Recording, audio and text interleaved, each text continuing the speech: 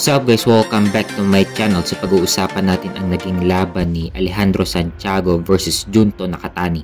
So nakataya ang WBC Bantamweight title ni Alejandro Santiago. Ito ang naka-upset kay Nonito Donaire nung pinaglabanan nila ang bakanting titulo sa WBC na isa sa pinakanting titulo ni Naoya Inoue. Samantalang kay Junto Nakatani ay tinalo niya si Andrew Moloney na kapatid ng may hawak sa WBO Bantamweight title na si Jason Moloney. So pagdating sa mismong laban, kitang-kita ang laki ni Junto Nakatani na hihirapan pumasok si Alejandro Santiago dahil nakaunat sa mukha ni Santiago yung haba ng kanang braso ni Junto Nakatani. Kaya nahihirapan pumasok itong si Alejandro Santiago. Yung mga suntok ni Santiago hindi gaanong umaabot kay Nakatani. Nakaset up agad yung distansya ni Nakatani. Talagang nagagamit niya yung height at reach advantage niya sa laban. Madaling nakakapagbitaw ng suntok si Junto Nakatani sa kanang braso niya. Nakaunat malapit sa mukha ni Santiago. Kahit natapik lang talagang tumatama ng malinis kay Santiago. Sa mga sumunod na rounds naman, si Nakatani pa rin ang mas accurate ng mga patama kumpara kay Santiago. Habang si Santiago naman ay pasugod pa lang, natatamaan na agad ni Nakatani ng suntok. Talagang nagagamit ng tama ni Nakatani ang kanyang reach advantage. Kahit sa simpleng jab ni Junto Nakatani, talagang malinaw na tumatama kay Santiago. Samantalang si Santiago kapag bumibitaw ng suntok, sa gloves lang ni Nakatani, tumatama o kaya sa hangin. May mga rounds din na nakakatama si Santiago pero mabilis din nababawi ito ni Nakatani. Hanggang sa dumating na ang round 6, dito na bumagsak si Alejandro Santiago. Sa unang knockdown niya, tinamaan siya ng 1-2 combination ni Junto Nakatani. At pagdating sa pangalawang knockdown naman ni Santiago, tinamaan naman ng right hook ni Junto Nakatani. Medyo nahilo dito si Santiago at sinundan pa ni Nakatani ng kabi-kabila ang suntok. Dito na hininto ng referee ang laban.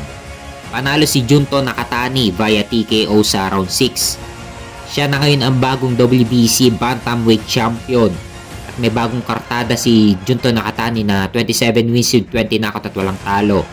Samantalang bumagsak ang kartada ni Alejandro Santiago sa 28 wins with 14 knockout at may 4 na talo.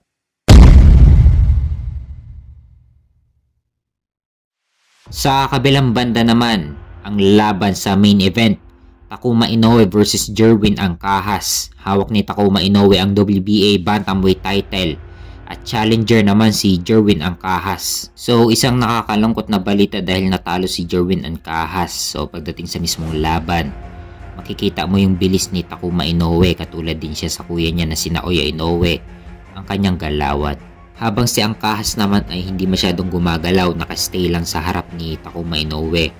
Makikita mo sa laban na nadadali din ni Ancajas si Takuma Inoue pero madali din naka-counter ni Takuma Inoue ang mga suntok ni Jerwin Ancajas. Mga sumunod na rounds naman, medyo nahihirapan si Ancajas na tamaan itong si Takuma Inoue dahil malikot at mabilis ang paa. Mabilis din kumounter itong si Takuma. Makikita mo kay Jerwin Ancajas na gustong-gusto na niyang tapusin si Takuma Inoue. Pero sadyang malikot lang talaga ang Hapones. Sa galawan ni Ancajas na nakastay lang sa harap ni Takuma Inoue, makikita mo na hindi masyadong nape-pressure si Ancajas. Kahit papano natatamaan niya si Takuma Inoue sa sarili niyang estilo. May mga suntok din si Ancajas na mabilis din naka-counter ni Takuma Inoue. Isama mo pa ang head movement ni Takuma Inoue kapag sumusuntok si Jerwin Ancajas. Yung suntok din kasi ni Takuma Inoue parang bullet. Sa sobrang bilis, hindi mo alam kung saan nanggagaling. Sa estilo kasi ni Ancajas na walang head movement, talagang madali talagang tamaan ng suntok ni Takuma Inoue. Sa kalagitnaan na rounds, toe-to-toe ang naging laban. Ginamit ni Ancajas ang style ni Errol Spence na didikit sa kalaban at makikipagpalitan ng suntok. Pero naiilagan pa rin ni Takuma Inoue ang ilang mga suntok ni Jerwin Ancajas. Pero si Ancajas pa rin ang naging pressure fighter sa laban.